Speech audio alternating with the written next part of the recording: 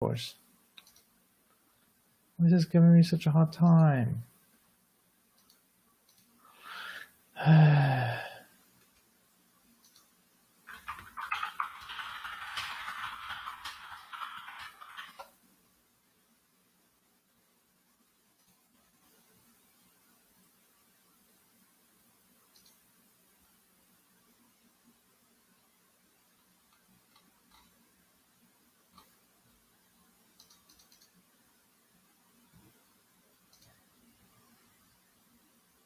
No, wrong settings. Channel dashboard.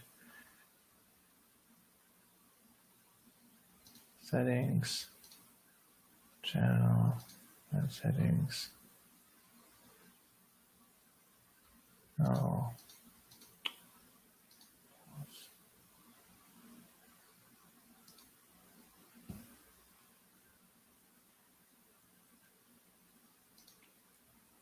Okay. Okay. Test. Okay, here we are. Here we are. We'll get some audio. Okay, perfect. So sorry about that delay. So let's jump right in. What we're going on today about is hardware, how to identify marketing gimmicks, and how to identify what actually does really work for you. So we're going to start right off the bat here with the classic fight of AMD versus Intel. I mean AMD versus NVIDIA, my bad. Don't want to jump the gun on that, but we're going to get into that later too. So here we have an AMD card by XFX, that's the manufacturer. And so what people don't understand sometimes is you don't just have the chip maker like Intel, AMD, NVIDIA. They make different chips. That doesn't mean that that is necessarily just superior. There's also different manufacturers, the people that put the actual fan on there, the actual heatsink, these copper parts you see, and pretty much the only thing they get from AMD, Intel, and NVIDIA is the chipset itself. So, for example, some people, they really like the two-fan design, and sometimes they come as three-fan setups, certain fans, or even singles. And this RX 590, very particularly, comes in different outlets, setups rather. So you have, for example, a 4 GB version, or like this, what XFX lovingly calls Fat Boy, as an 8 GB version with basic overclocks. And so the gimmick is on this card, not really, except that it's super oversized, which really is only because of the heat sinks. I could bet it doesn't need to be this big, but they really want to make good use of the space with the copper tubings. And copper is obviously conductor for electricity and also heat and other aspects. Then one aspect that we see here is the ports. Depending on the monitor you have or planning to use, the ports are going to be important. This DVI here with the little slot over here, that is pretty old school. Even though modern monitors will still have it, it's a digital input. It's better than the blue one, but they're still annoying because of these screws that you still have to put in and out every time you want to change it. Then you have HDMI. This one has one HDMI slot and then 3 display ports. So the HDMI, very common. You see that on every TV, every modern monitor. But the display port is where really your money is going to be at. That's why all the new cards have like 1, 2, or even 3 display ports like this one. And the gimmick here is that it still has the old DVI. That's really just for backwards compatibility for people that don't have new monitors. Now, if you go into gaming, which most likely you're here because we're Omakase PCs made by gamers for gamers, there's a good chance that you want the display ports. The reason is that DisplayPort, the technology, has higher bandwidth and allows better frame rates to be displayed. HDMI will cap at a certain limit just because of its technology standards. It can't do more than that. There's only so much it can give you. And The really interesting thing with that is coming down to that the display ports will be able to support up to 144 frames per second, or rather 144 hertz, and even above that, since certain game companies made new monitors that will exceed the 144 hertz. And I'm going to go into that later a little bit with the monitors and how to pair your graphic card with your monitor and make sure that everything is on the same level. Because imagine you have a race car without brakes, it would be pretty useless because you can't stop the car. Even though it goes really fast, it's really cool looking, but by the end of the day, you're gonna have a crash. So going back to AMD versus NVIDIA, there is clear differences, especially depending on your budget.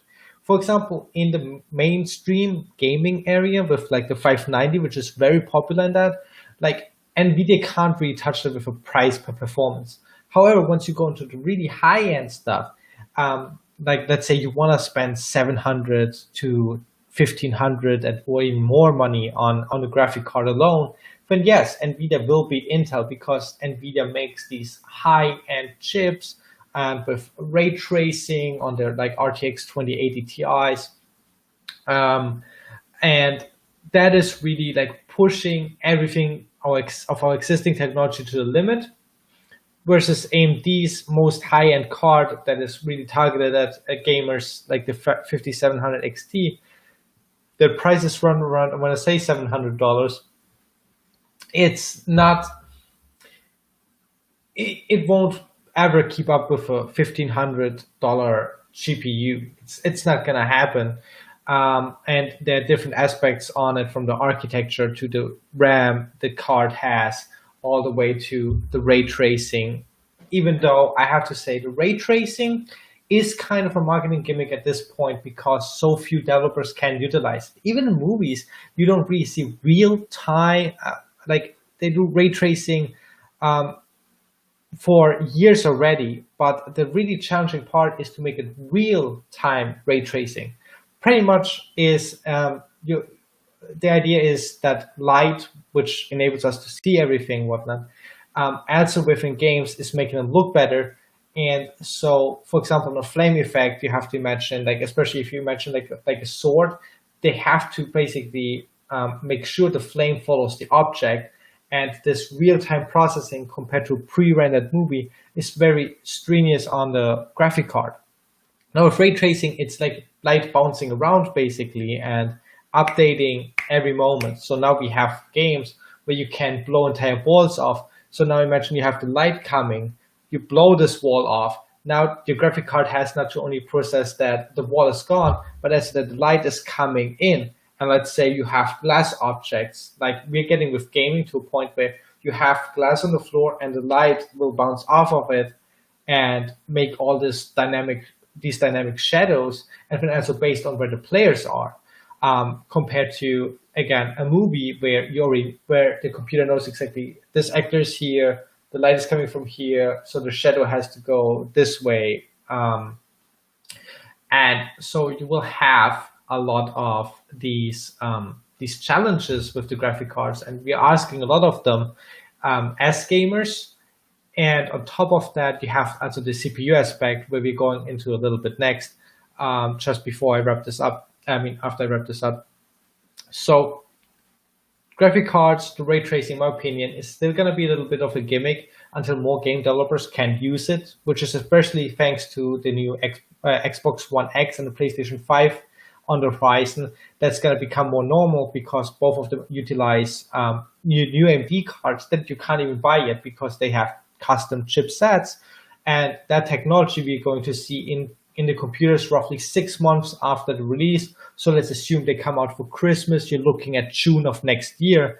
We're going to have more mainstream ray tracing cards thanks to AMD pushing for it, and obviously NVIDIA already having the technology, going to further perfect it, and Unity and Unreal, the game development engines, are catching up to support ray tracing a little bit easier in the process. So now talking CPUs, what do you really want what I have here, again, an AMD. It just happens that I have an AMD build pretty much ready to go, and that's why I just have this. It's not that I have anything in Intel or NVIDIA. The price points are higher, but you have certain, again, expectations from these brands, and some people have brand loyalty, and I completely understand, and I'm just here to support the gamers. And the thing is that a lot of people want high performance at a lower price, and Intel and NVIDIA being known for the higher prices, I just have to offer more of the AMD builds from a business point of view, because gamers don't want to spend an arm and a leg, which makes total sense, and I get it. Intel and NVIDIA definitely, I think, have to do something in the pricing strategy just to become a little bit more challenging here. Here's an AMD, still in its little packaging. It's a Ryzen 5 3600, which makes it a 6-core. And a lot of people talk about that, right? Like a quad core, 6 cores, 8 cores. What do you need? What does that even mean? And does my computer use all of that? So those are all great questions. Let's start off with how many cores do you really need? And what is a core, pretty much, right? So a core is pretty much like one part of the brain where the task comes in, the CPU calculates it and sends it back. And that is pretty much what the CPU does. All it does is calculate things. It's a really quick calculator. That's what you have to imagine by the end of the day. So now if you have, for example, like the 6-core, now you basically have 6 brains doing 6 independent things at the same time. And that's multi-threading, as they call it. The idea is that you can now do 6 math problems at the same time. It's imagined you could do 6 math problems at the same time, completely independent, imagining you have all the arms to do that. So pretty much the idea is the computer can do way more things at the same time compared to doing one thing really fast and then move on to the next task. It can calculate multiple things at the same time. So your normal computer tests like Microsoft Word or Excel, they don't really utilize that. Rather than that, the CPU is smart enough to kind of be like only one task and then distributes it internally, summarizes back up and sends it back.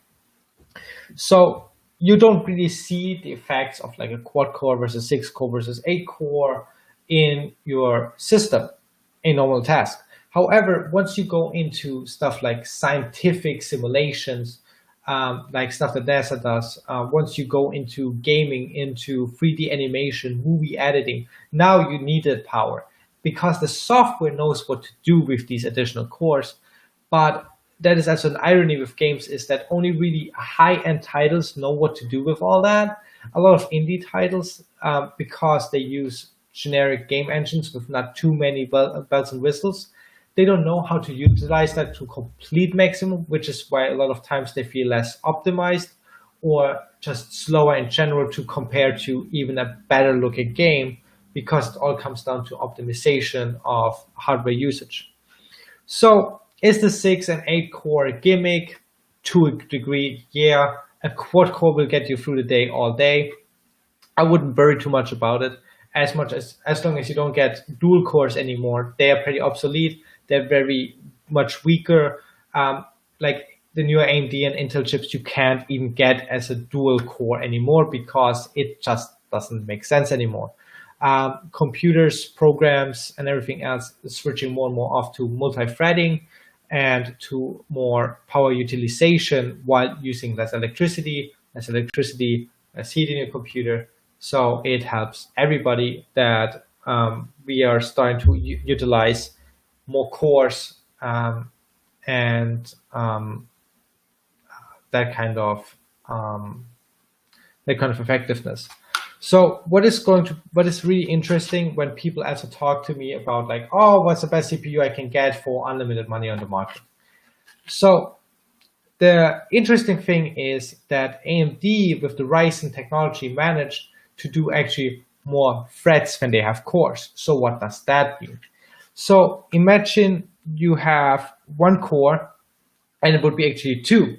So basically it's almost like cutting a brain in half and then having the left and the right brain half side being completely independent as if they were their own brain. Rather than having to work together to make one brain, you have these two separate units that are now their own brain. So AMD managed to basically make out of a 4-core CPU actually 8 threads. So it can actually technically calculate 8 different things at the same time. And so on a 6-core, it would be able to do 12. On a 8-core, it would be able to do 16 threads. Now, that is really an advantage that AMD has in those very specialized applications. And it helps us with resource hogs like open source software like Game is a good example, or even Google Chrome. Google Chrome eats up your RAM, not so much your CPU. We go into that later. But there are a lot of open source softwares that are not that well optimized, and so these kind of nice little bonus features can help you a lot. Now, Intel is roughly, I want to say, on equivalent units, $100 plus more than the AMD equivalent. And so where does the pricing come from? It's obviously Intel being still market leader in terms of utilization. When you look at like Steam Hardware Researchers, which is one of the most accurate surveys out there in terms of usage, you see that Intel is easily dominating in terms of how many people use Intel in the gaming realm. They still have way to leg up, but we see AMD coming up more and more and more because of the better pricing point, which especially during these trying times on us helps a lot because people want to game because they're stuck at home, or where now that the states are a little bit more easing up, it starts to get a little bit more normal. But especially at the peak of the quarantine, I noticed a lot of people looking for computers, for gaming computers like under $700, and you're not getting there at the performance you might want to play the newest Call of Duty with an Intel. You might not get into the price point where you want to be compared to an AMD. And in all honesty, you don't lose anything in terms of processing power. Intel has a few superior models, but it also always depends on what you compare to each other. And that what makes it really confusing and difficult is that a lot more plays into the role. So where we're going next with this is motherboards. So an Intel motherboard won't support an AMD chip and vice versa. They are not compatible. The chipset is completely different. The mounting pattern is different.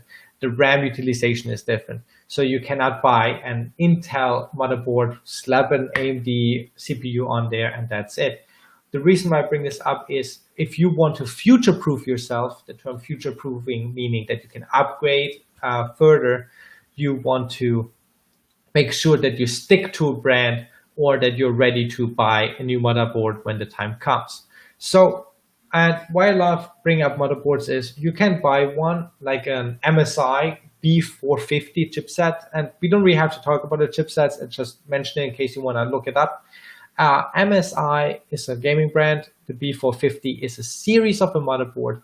If you buy a B450 motherboard for $100, you're like, okay, that's a great price compared to, let's say, a $300, $400, $500, $600, even up to $700 motherboard. So what do these $700 motherboards even have? They have better RAM utilization. They have RGB typically, so they glow pretty in the dark. They have usually better transistors, capacitors, and heat sinks, which is important for the high-end overclocking group, like the tuning guys of the PC master race. And then you have in these fancy motherboards typically some features that nobody really needs, but they sound cool or sound pretty, like special internet connection stuff outside of Wi-Fi. Wi-Fi is a great feature to have on the motherboard directly because it saves you, because USB adapters, Wi-Fi's are not really that effective and they take up a USB slot. And on top of that, if you rather have a Wi-Fi antenna coming out on a PCI card, which is basically an expansion card, it's kind of like a slot where a graphic card comes in. So it looks something like this, but except this would be a Wi-Fi card and with antennas coming out on the back of your PC. The reason why I prefer motherboard with Wi-Fi compared to like these extension cards is because you save that extension slot for other potential things you want to do. And you don't need a USB Wi-Fi adapter, which seem to be less effective than if it's on the motherboard directly. A lot of times, not all the time, but just in the majority of times. So with motherboards, in all honesty, if you're looking to buy one, trust the reviews. If you doubt it, take it to Reddit. Reddit has a great PC builder subreddit. I do myself there some research, especially on new models, because there's a lot of very high-end enthusiasts in there and some reviewers that actually get prototypes or pre-market items sent to them first from the manufacturers, and they get to take them for a test drive and know how to test them properly compared to some laymen. And the great thing about that is you get a heads up on what is on the horizon. I had a friend recently just buy a new AMD CPU, and now AMD comes out, wait, we're gonna release something new in a month or two. So it's like it kind of sucks, right? So you want to educate yourself on the market's current condition, especially depending on this craziness going on with the lack of imports from Taiwan, South Korea, and other countries in Southeast Asia. You have a lot of problems of certain items coming in. So let's say you go to PCPartsPicker.com, another great resource for you. You go to PC Parts Picker, you build your perfect PC, everything's compatible. Now you want to buy the parts, and suddenly it's like ridiculous pricing. Let's say the motherboard that was a week ago $120 is now $250. Supply and demand. Try to look for an alternative or wait a few months, but of course nobody wants to wait when you're ready to build, when you're ready to buy the parts. So that would be kind of terrible. But sometimes you might have to just look at an alternative, which brings me to from the motherboards away. But let's take motherboards for a moment. The main thing you want to look at with the reviews is reliability. You want to look for people that are complaining that the motherboard was shut upon delivery, and you want to look also at the brands you like. There's nothing wrong with brand loyalty, and there are great brands out there. Like my two favorites are MSI and Gigabyte personally. Especially Gigabyte has a great selection with the Aorus motherboards, spelled Aorus, AORUS. Yeah, that's what it is. The Aorus motherboards from Gigabyte are great. I love them. They work great. And the funny thing is, the first one I ever bought from them was only because I also got a Gigabyte graphic card, and so just wanted to put the logos on the equipment to match on the devices. And that's funny because like I didn't even look at if the brand was great, the pricing at the time was great, the model was great, the reviews were great, and that's the only thing why I decided with that graphic card, and then I just wanted the motherboard to match it, and just so that everything goes together, because OCD a little bit, and so MSI, Gigabyte, both great companies with great support. If you have your own favorite brand, please comment. Let me know, drop it in the chat. I would love to get your input and learn a little bit more on what other people use out in the market. Even for my builds, I mostly use MSI. I just like the stuff. I mean, great pricing, great quality. Never had really any issues. Now, to circle back to the CPUs, because I just remembered, one thing that a lot of people don't look at is the cache that the CPUs have. You might read something like a CPU L1, 2, or 3 cache, and pretty much the more, the better. And that is where AMD does another good job. especially the new free Gen series, which is like the 3600, the 3700, the 3800, 3950. Those models, they tend to have a higher cache than Intel, like double the cache. And like if you read stuff like 64 megabytes cache, it doesn't sound like much. And you're like, it's like, what is this cache thing? Why do you keep throwing this word around? Cache in computers is pretty much like a pre-calculated, pre-buffered piece of information. It allows your CPU to very much be like, wait, I did this calculation already. I don't have to do it again. Here it is, just take it. And why that is great to have is imagine you did a really difficult calculation on your calculator, like for your college test, and you want that straight A plus or like full score, like 100 out of 100 on your score. And let's say you did the entire calculation on your calculator and you forgot to write it down. Well, now if you want to write it down, you have to do the whole calculation a second time. If you had written it down, you already would know the result. So the CPU does exactly that. It makes the math, it writes it down over there somewhere in the cache, and then when you ask it again for the same calculation, it's like, haha, I don't need to do that. It's over there. I just look at my paper and be like, well, the result is 42. And that's it. And so the more cache, the more pre-saved information your CPU can handle. And the more pre-handled CPU, the less load it has because it has less thinking to do. Imagine like muscle memory. If you want to learn a new trick, let's say in the sport, acrobatics, gymnastics, maybe on the trampoline, like you want to learn how to do a flip. Like the first times, you have to really focus, you have to really pay attention to your body, to your environment and everything else. But then let's say you do it for 5 years. Now you're gonna look like these parkour guys on YouTube videos that just jump through the whole city, flip flop, do backflips, front flips, and all this other crazy stuff. It's like that comes from muscle memory.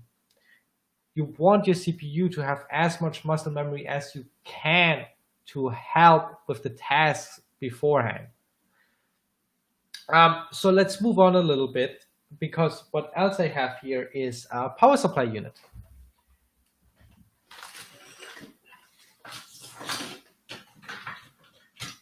This one is a Corsair.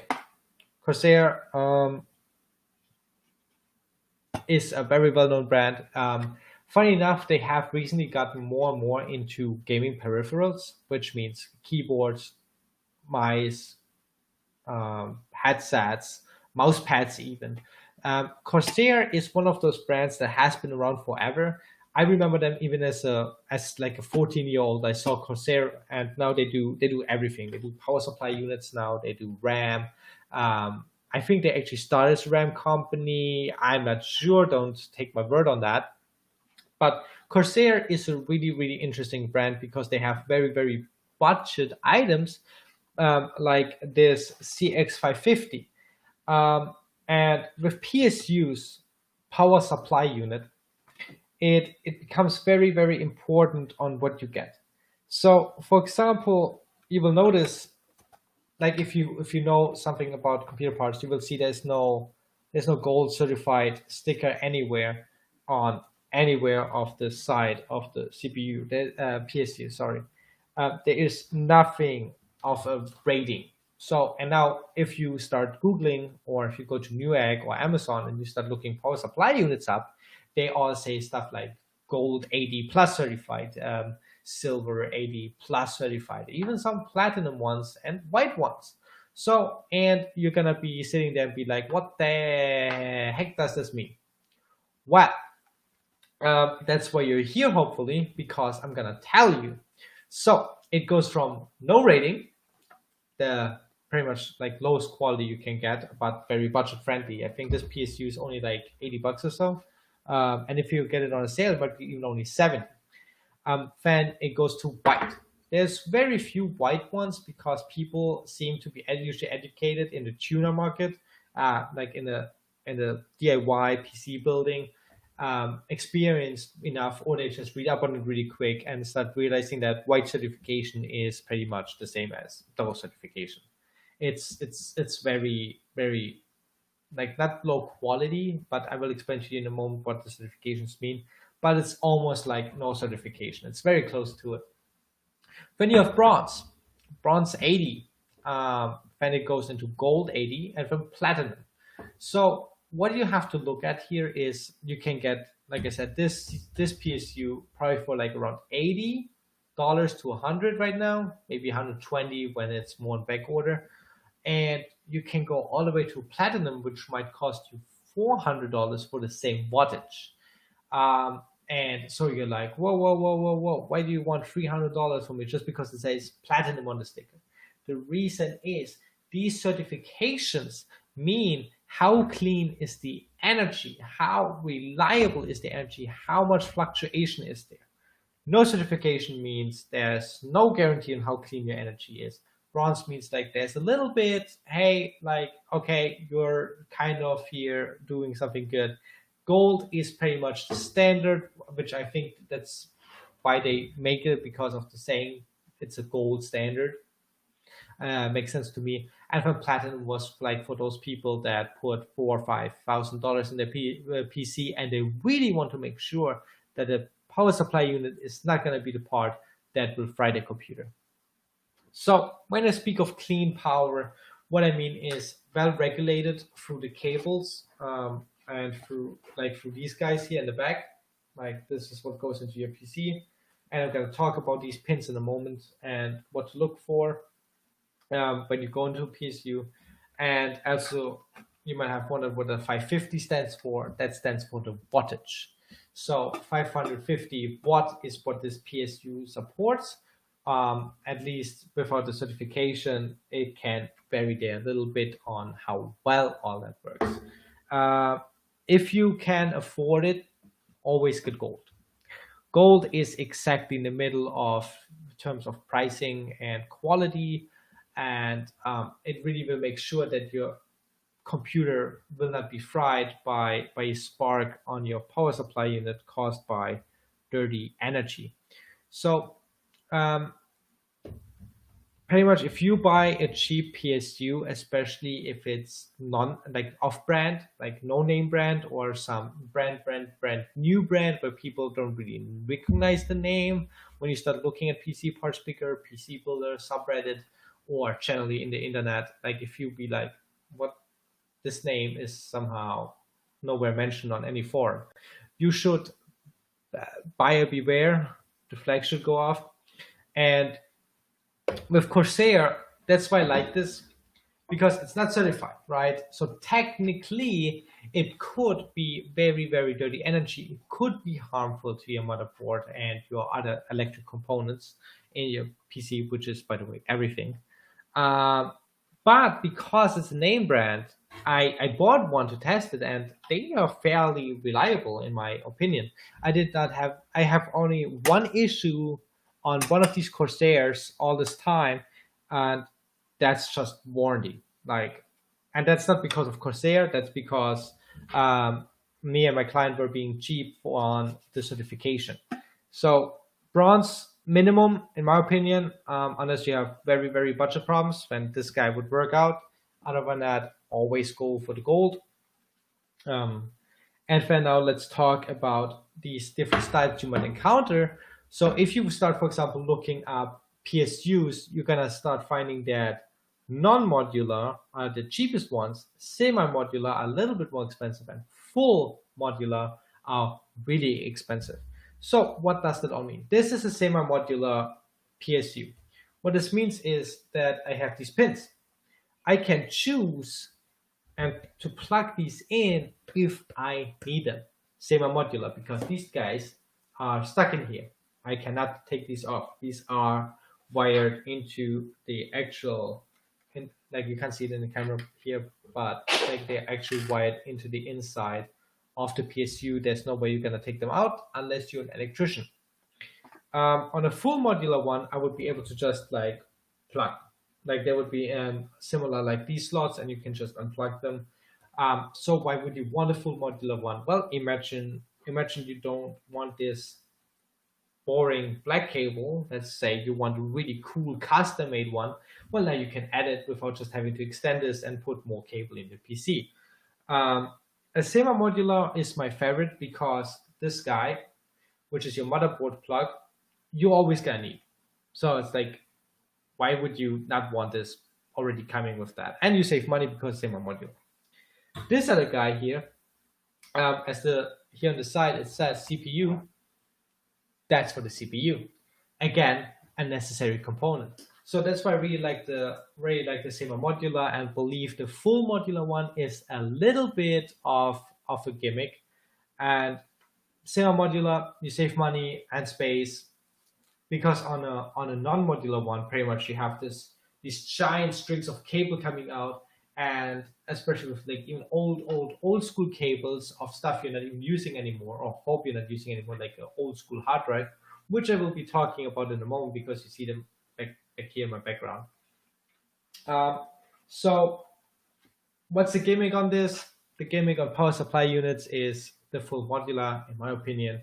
Some people that want a really clean build, not to mock you, you need it, I get it, you want a really cool build, it's all about the design, it's all about the finished product, but semi-modular is where, in the end of the story, it is for me, and what you want. So I mentioned reputable brands, right? So let's talk about a few. Corsair, Seasonic. Seasonic has been around for PSUs forever. They make also these long rectangular ones for like servers or old school PCs. Then other brands you have is EVGA. EVGA has been around forever too in the power supply markets. So those are definitely free to go-to brands, in my opinion. You want to avoid anything that has less than 3 stars on Newegg or Amazon or similar sources, wherever you might be buying the PC components from, such as Micro Center. So EVGA, Corsair, Seasonic, stick to that, and try to make that happen. Now let's jump right into the hard drives like I promised you. You might know these guys. This is a very typical hard drive, and what a hard drive actually means, for example, the newer SSDs, they don't have an actual disk reader. So here, this round thing is pretty much an actual component that will spin, and that's why all of these hard drives, these old school big ones, have a rating of RPM like 3200, 5400, and 7200. 7200 RPM is pretty much, if you have an old like hard drive like this, is what you should have, and you can see that here too.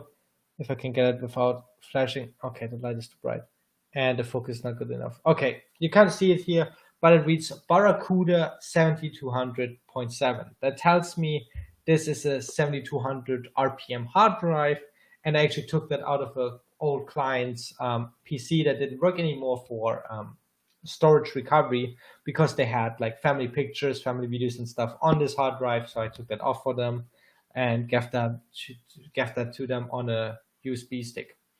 Now, what I was talking earlier about with the power supply and the non-modular ones is this what I'm talking about. This old school power fitting and data connection fitting, these two guys here, right here, you don't need those in more modern builds, because you're not even supposed to be using hard drives anymore. They're too slow. They're going to bog down your PC, and that's also at the very start how I described that, how a lot of people say that or complain that the computer is running slow. It's because not all the components are on par. Imagine you have, again, a race car, but let's imagine the brakes are good this time. Let's imagine the motor is crap. You have a great chassis, you have cool design, you have very lightweight frame, you have great fuel injection, you have full gas, you have brand new tires, and because the engine is crap, the car runs like crap. And now you blame the car as a whole. No. This one component is causing all these other problems for you, for your experience. And PCs are a lot of the same. Let's say you have the best CPU, the best RAM, the best motherboard, the best power supply, the best of everything you can get, but you use that hard drive. That hard drive cannot keep up with how fast the data comes in and out. So the CPU always sits there and be like, doop-de-doo, got nothing to do, doop-de-doo. That is the issue for 70% of all slow computers. That's why people are like, oh my God, why should I buy like these Dell computers? They don't run very fast. My business clients are the number one complainers about buying Dell and HP companies, not to mock them, but they just complain about the Dell XPS machines all the time. And even some of my clients have like old multiplexes. It's like they complain like there's no tomorrow. Yes, it has to do with some of the equipment being 5 years old, which pretty much in technology terms means like 20 to 30 years old. But it is not necessarily that. It's just that, for example, even in newer computers, like if you buy an XPS from Dell right now, they still come out of the box regular with a hard drive disk, which at this age of technology doesn't make sense. To put in perspective, a SATA hard drive, SATA is being the protocol and how data is being transferred, that hard drive disk has a maximum, just from technological advantage, not even this hard drive in particular, all hard drive, have a maximum data transfer rate of 300 megabytes per second. So now a lot of people these days can download with 7 to 10 megabytes per second. So now you're like, oh, but that's really fast. Well, let's put it in perspective. With an SSD, which runs on SATA 3 protocol, it can actually go up to 600 megabytes per second, so twice as fast. So now you're at a point of, let's say, like, and again, that's the top speeds of read and write. That's like ideal case scenario of everything going right. So now you're at double the speed for $10 to $30 more. So let's say you have 1 terabyte hard drive disk, name brand, like the Seagate I have here, compared to as SSD, that's a terabyte.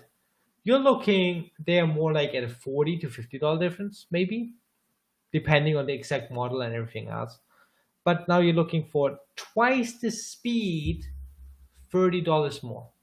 You're already spending $700 or $800 when you buy an XPS, and if you buy it in a business, you're even paying up to $900 to $1,000 depending on the exact features. So at that point, there's $30 is, or even $50 is like only like 5% of the cost extra, like even less than that. Because from 1,000, yeah, that would be like 5%. So 5% extra would get you twice the speed on a $1,000 computer. Why wouldn't you spend that? Like it's from 1,000 to 1,050. There's not that much of a difference. That's like taxes calculated basically on there. So, and then there's new technology which released in 2013, which doesn't sound like a whole lot, but just now they're becoming really mainstream because their process is being more optimized. Here it is. They're really tiny, so I had a little bit issue finding this one. So this guy.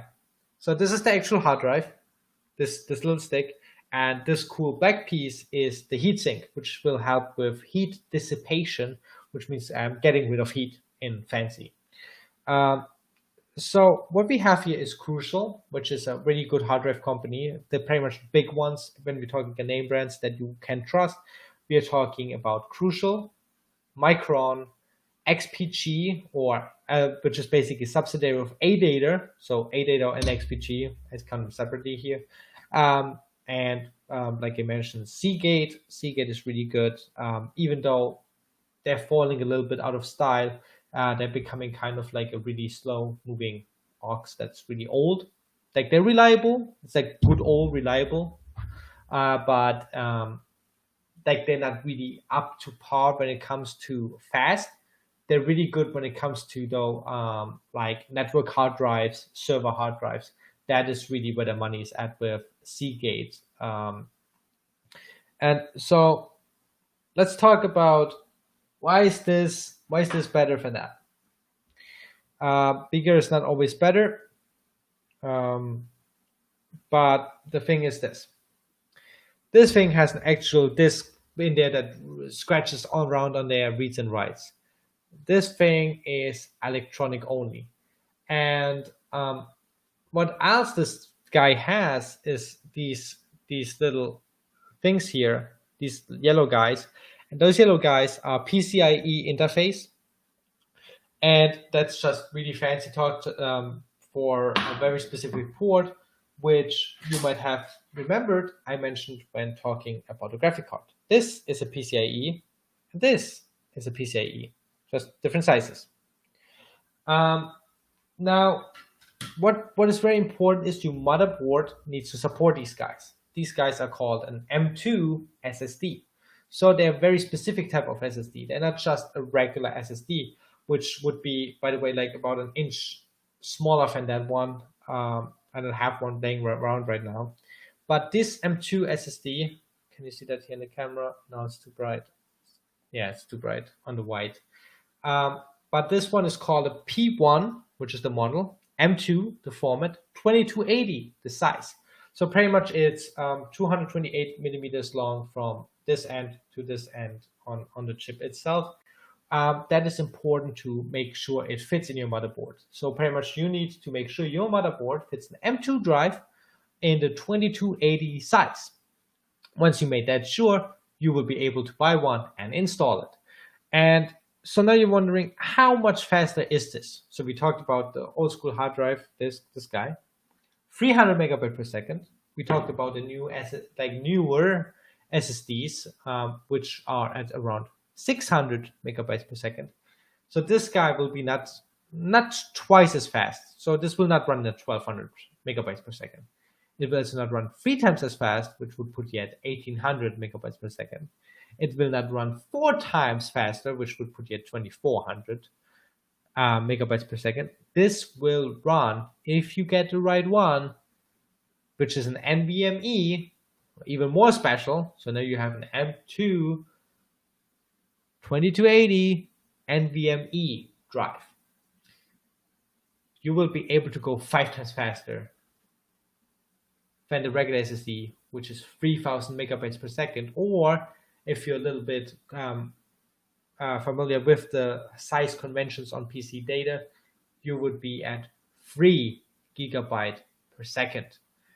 And that's just data transfer. So why is data transfer important? Because a lot of people, when they think of storage or hard drives or SSDs, they think like data moving around. It's not just that. So how a computer calculates things is this. Let's say you're playing a video game. So your video game is over here, and it has to calculate a bullet flying from A to B. So your game is sending a request to, your game lives on the hard drive. So this is your game. Your game lives here. It goes over and it's like, hey, there's a bullet flying. So 2 things happen. First of all, the game has to send to the CPU, I need to calculate the damage, and if I hit, how much damage. And number 2 is, I need to create a graphic of the bullet flying and then also make blood splatter if it hits, or maybe kick up some dust. Like if you, for example, shoot around in Call of Duty, it kicks up dust, it leaves the bullet marks on the wall, it has to do all that. So this guy talks now to this guy, the graphic card. So it goes over here. The graphic card is like, yeah, this is kind of cool. I calculate everything, sends it back to the hard drive. The hard drive fan pretty much is like, yay, I got information, updates your game. So the thing is, if your hard drive can't keep up with the action, it doesn't matter how fast the graphic card goes, because your hard drive just can't get the information moved fast enough around. The same is with the CPU. The funny thing is with the CPU is the CPU only does the calculation. It actually doesn't tell it how to apply it. And actually it can't handle all the requests at once. It gets its information from the RAM. So the RAM is random access memory, which pretty much just means the RAM does the thinking, not the thinking, but the work. So the CPU did all the math. So it says, oh, the result is 42. But now the question is like, where is 42? So the CPU tells the RAM, go apply it. Kind of like the CPU and the graphic card also work in conjunction to make all these cool graphics, the shaders, the shadows, and everything else. So If your hard drive can't keep up with everything that's going around, then it doesn't matter how good your CPU is. It doesn't matter how good your graphic card is, because the data is just not fluid enough. If you complain about long loading times, that's your hard drive. It's not your CPU. It's not your graphic card. That's probably your hard drive. Let's say you have like, and your CPU like this guy 3600, your graphic card like the 590, 16 gigabytes of RAM, maybe like 2800 to 3200 megahertz, and you have very long loading times. Upgrade the hard drive. Don't buy a new one, buy a better one. You want to get an M.2 SSD if you can. The reason I say is if you can is because this guy, even though he is so much smaller and and has all these very specific niche needs, like, oh, you need a motherboard with an M.2 drive, has to fit the size, has to be this, has to be that. They are expensive because of the capability, because somehow we as the human race managed to do crazy file transfer storage on this little tiny chip. I mean, look how thin this is. Look how thin this is. How can a terabyte of data fit on this thing? It's like it's an engineering miracle at best. I mean, to put in perspective, this particular model, which is like around 10 to 20 years old, holds 200 gigabytes. This is huge. This is giant and holds a fifth of what goes onto this tiny little thing. And they're reliable too. As long as you get, again, name brand quality, and PC parts, really important to stay with brands.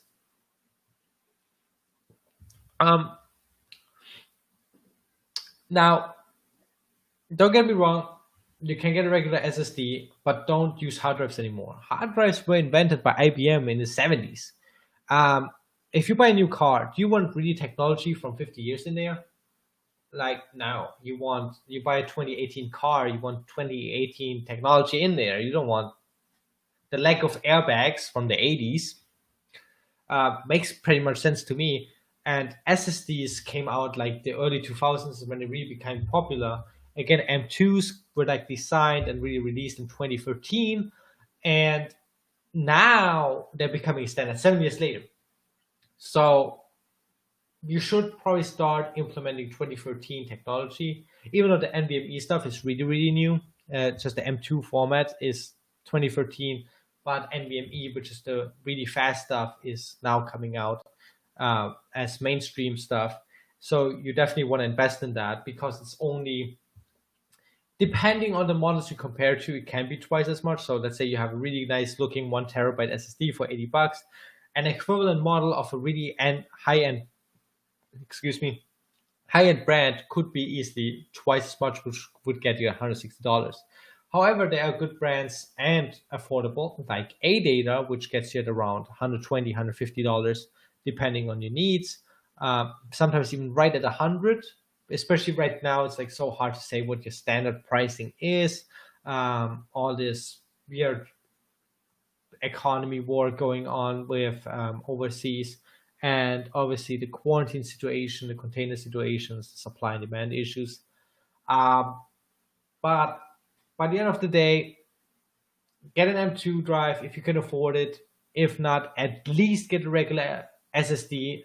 Stop buying hard drives. If you have hard drives, please buy an SSD, transfer all your data over, and get rid of that hard drive. Or you use hard drive disk as storage only. So, for example, family photos, videos, stuff like that. But even there, you can probably just use online storage solutions like Dropbox or Google Drive.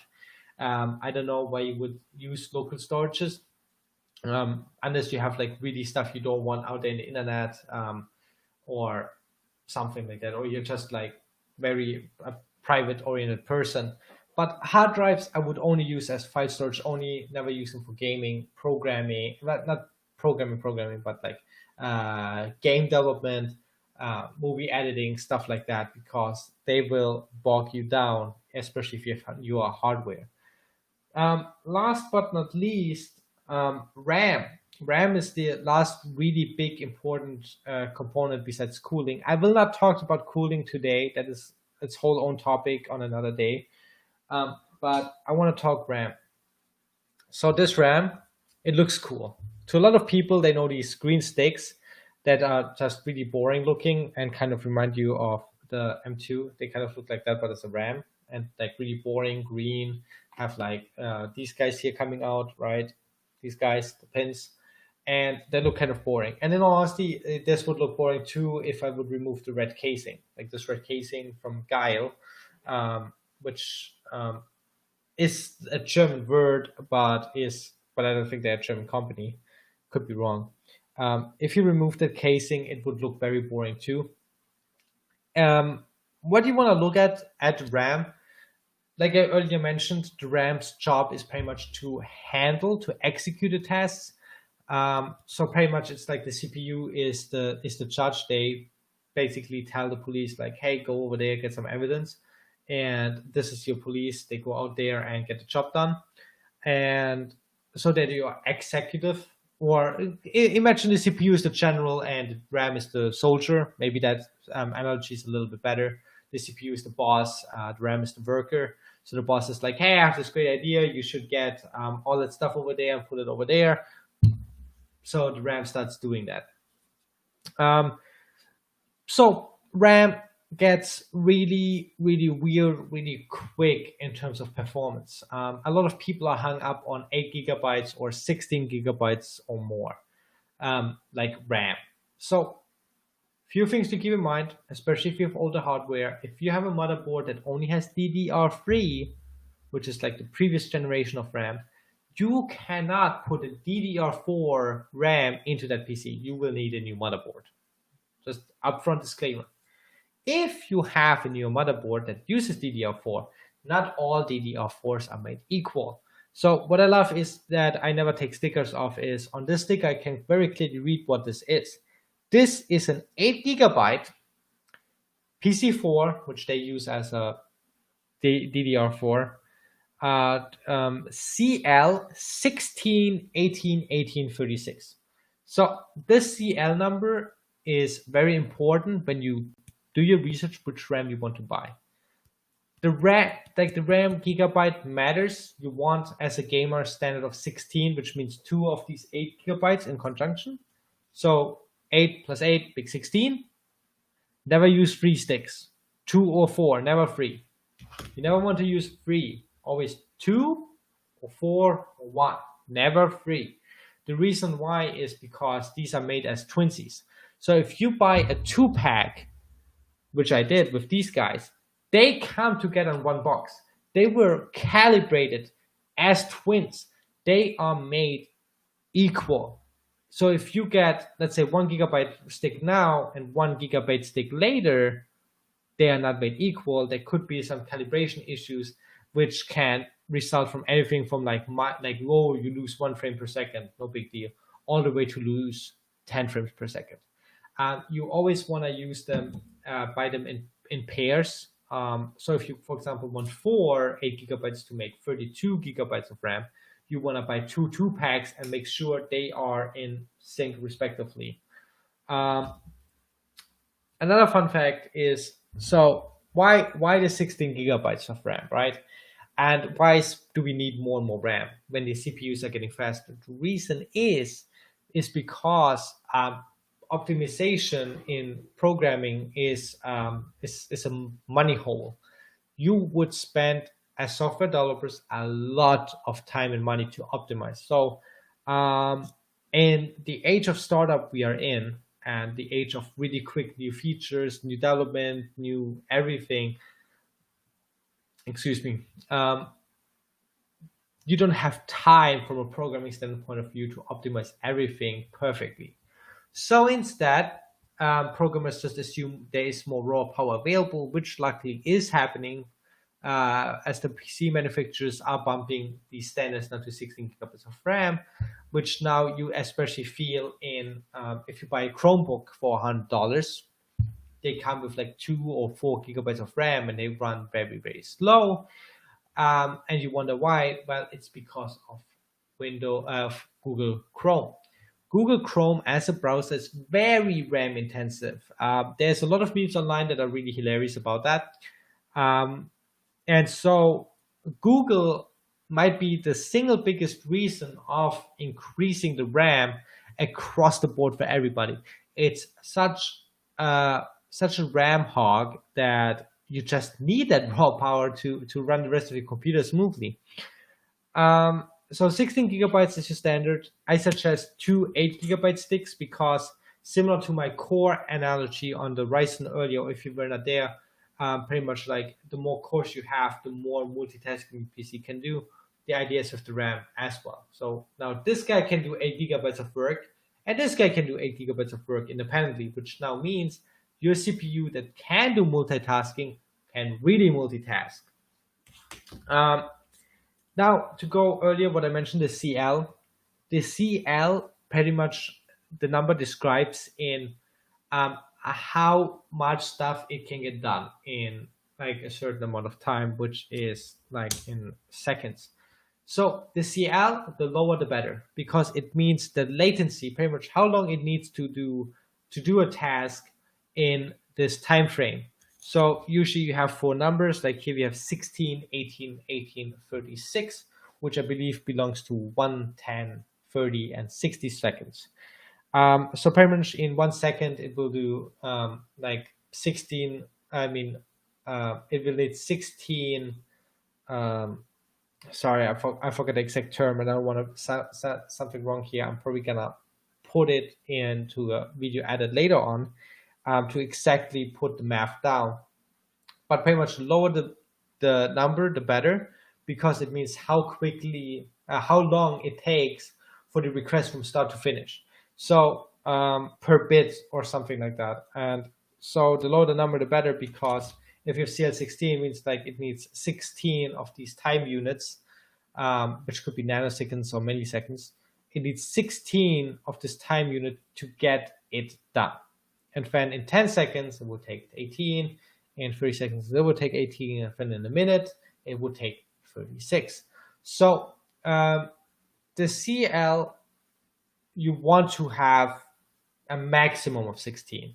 They make cheaper RAMs with a higher CL. But CL is not the only thing to get hung up on. It's just really once you start fine tuning. It starts really with the megahertz. So this, for example, is a 3200 megahertz RAM that is really made for AMD. AMD needs 3200 megahertz. If you don't give it 3200, you're starving the CPU basically. So the megahertz means pretty much like how much can the RAM process in the full spectrum. Not how fast, how much. And so the higher the megahertz, the more power it has to process. The gigabyte is the how much it can hold at a time. So I can hold 8 gigabytes of RAM and work through this stuff through. So the CPU can keep throwing stuff on top, and the RAM will just work through this pile of paperwork as fast as it can.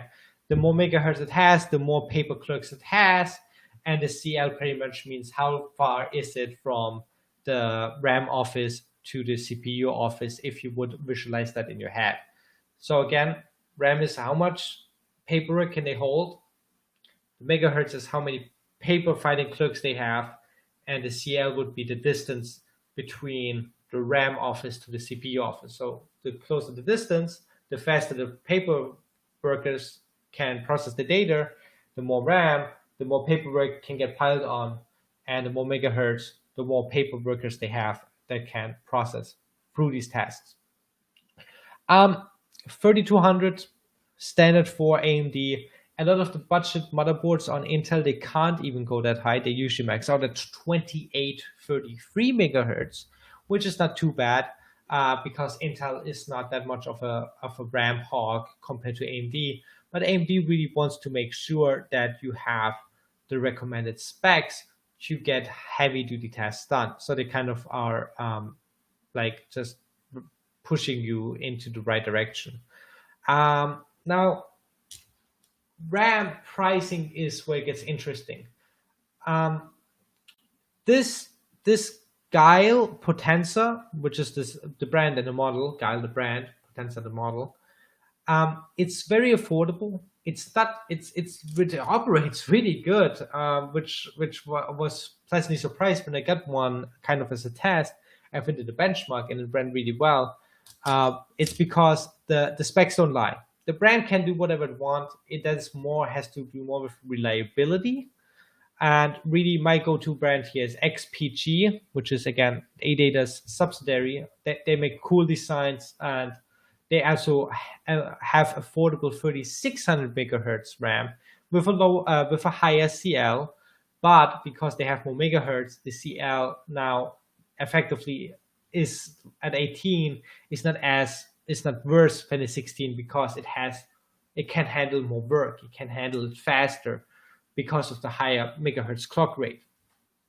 So what you want to look at is 16 gigabytes of RAM, 3200 megahertz, CL of 16 or lower. If you can afford it, get one with a latency of 14. That is really where it gets more expensive, but not like ridiculous expensive. If you ever have the opportunity to look around, look at a RAM stick with like a latency of like 12 or less, and you see those pricing going up really quick. Like I saw this weekend like a 32 gigabyte RAM stick for like $500. These at 16, so for both of them together, they run maybe at 75. And you're talking now 3200 megahertz, 16 gigabyte of RAM, and CL, or also sometimes referred to as CAS, as at $75 with a CAS or CL of 16. So is that CL12 really worth it at the same performance of the other specs for another $100, $200, $300? It depends on the tasks again. Like if you really need stuff to be snappy like this, yes, it is going to be worth the extra amount as long as your CPU can keep up. Now we're talking everything being in equilibrium. Now that we talked about every single component, they have to play together. You can't have the fastest CPU in the world and then your RAM and your hard drive being very, very budget oriented and cheap and not having the speed to keep up. Same for the opposite. You can't have the best hard drive in the world and then not have the CPU that can actually utilize these read and write speeds, these advantages you are going to get. And that really wraps it up. I'm just taking a quick look if there's anything I'm missing. And as I mentioned before, I'm not going to talk about cooling because that's its whole own topic with dedicated air cooling, liquid cooling, even mineral baths. Like one of my friends really wants to build one day a mineral bath computer. I would love to assist on that just because they look pretty sick, but they are very annoying to maintain, clean, and do everything else with them. So quick summary, name brands, you want to stick to them. PSUs, gold rating, CPUs, probably you're better off with AMD at this point if money is a very important factor to you. Educate yourself with benchmarks. Never buy a dual core anything anymore, quad core or more. Graphic cards, remember, AMD and NVIDIA just make the chipsets. The manufacturing process is different brands like XFX, Gigabyte, Sapphire, and other companies. They make them 1 fan, 2 fan, different gigabyte ratings, different clock settings based on the heat development and other stuff. Educate you on the graphic card. You usually don't want anything less than 8 gigabyte DDR4 G for graphic, DDR5, or 6 gigabyte GDDR6. The reason just being is because of modern games, you want to enjoy them. And just to, as a reference model, 8 gigabyte GDDR5 would be like your RX 590s or 580s that you're looking at like $200. And 6 gigabyte GDDR6 would be like your NVIDIA GTX 1660 Super, around $250 to $300, depending which exact model you get. If it has RGB, if it has 1 fan, 2 fans, 3 fans. So, but the base chipset, you should look at RX 580s and 590s if you're very budget oriented, and or if you want to go a little bit more modern technology, you want to look at the GTX 1660 by NVIDIA. Um, I didn't talk much about the PSU wattages because that really comes down to your exact system and what you hook up to it, and also if you're overclocking or not. So I didn't really want to talk about the wattages because like that all it's going to come down to your build. What you want to do is look up like PSU calculators online, but typically with a 550 or 650 you're going to be safe. You never want to do excessive PSUs because you're just going to generate unnecessary heat. You got, and because power supply units work the best at like 80% to 90% workload. So if you have only 50% workload, the efficiency curve is actually pretty bad. So let's say you only need 500 watt, you get a 1000 watt PSU. More sounds good, right? And like future proof, but no, not really. We are heading with new technology at lower wattages, so more power saving, but at the same time more power because of superior architecture. So 550 watt, 650 watt typically gets you right in the ballpark of where you're good to go. And so I wouldn't worry too much about that. Again, PSUs by semi-modular to save annoying cables in the way and to have a good discount compared to full modular, which is a little bit unnecessary because the only thing you can take off is the CPU and the motherboard plug, which you need anyway. And that will conclude our first webinar on PC hardware. So in the future, we will also go a little bit over podcasting equipment because we have a little bit experience in that. We're talking about live streaming technology like that Logitech we're using right now. I'm actually in the process of upgrading to camcorder. If you're interested, let me know. Here's a quick preview. So I already have my Sony camera here. It's a Handycam, like ready to roll. But I'm actually in need of an Elgato game capture card to transfer the HDMI signal to my PC.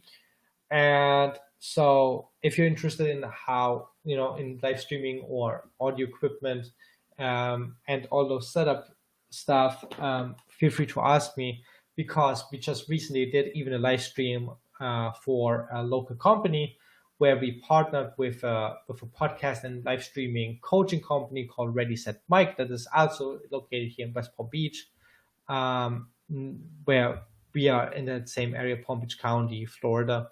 So if you're interested also in non-PC stuff, like because we also, for example, sponsor streamer Malchanix, check him out on Twitch, check him out on YouTube. He has really fun content, not this dry knowledge dump on you that I do. But so his name is Malchanix, MYLGENIX. You can find him on Twitch and YouTube. He has entertaining videos. He also is very interactive with his streamers. So and my favorite about his stuff is he has something called the Wheel of Doom, which is very fun to spin because that makes gaming for him more challenging. So with crazy stuff like lemon juice in the eyeballs, eating fish sauce once, which was disgusting to watch and at the same time entertaining. So check him out. We sponsored him one of our PCs, and you can also see that way in action of what we are capable of and why we choose the components we do. So I hope you enjoyed the stream. I hope you have learned something today that you can utilize. Please let me know in the comments below. Like and subscribe. Hit the bell so you get notified next Friday when we go live again.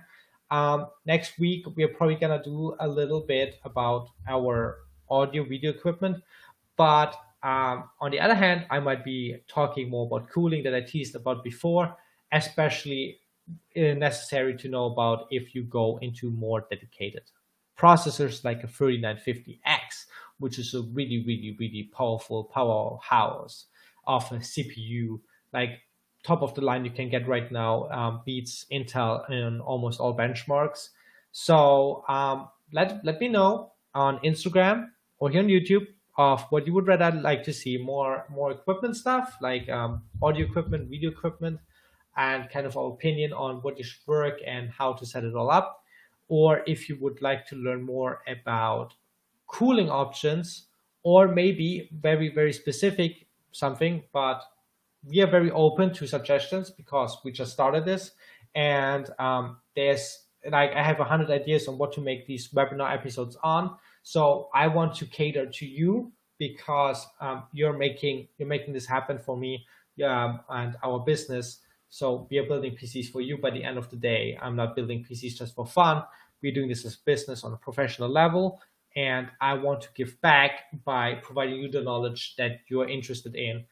And so please let me know in the comments or DM me on Instagram under Omakase PCs. That's OMAKASE PCs. You can find us on Instagram. You can find us on Facebook. You can find me on LinkedIn. You can find us here on YouTube. Yeah, we even have we have a Twitter account, Twitch account, and we also have a Twitter account. So whatever way you want to reach out to us, please feel free to. We also have a big giveaway right now going on. You can win a headset, which is actually this model I own here, which is a SteelSeries Octus wireless headset. So as you can see, no wires, surround sound. You can win that plus a controller similar to this Xbox controller, but an Elite, which is valued like at $250 or so, or a PS4 controller if you're into that stuff, like a PS4 Pro controller. Or if you're a PC gamer, you will win a keyboard with that. So keyboard, Xbox controller, or PS4 controller plus wireless headset. Link is on our Instagram bio, or so head over there. Follow us on Instagram, Omakase PCs, and you will be able to win by the end of this upcoming month in a few weeks. I believe it's going on for another 20 days.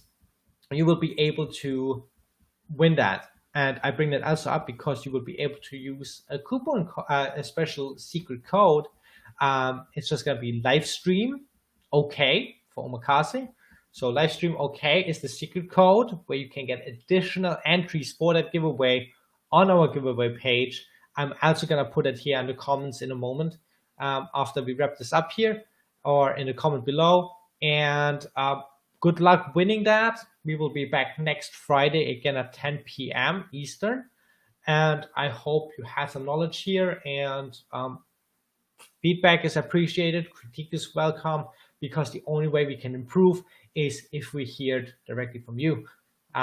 Thanks, and game on.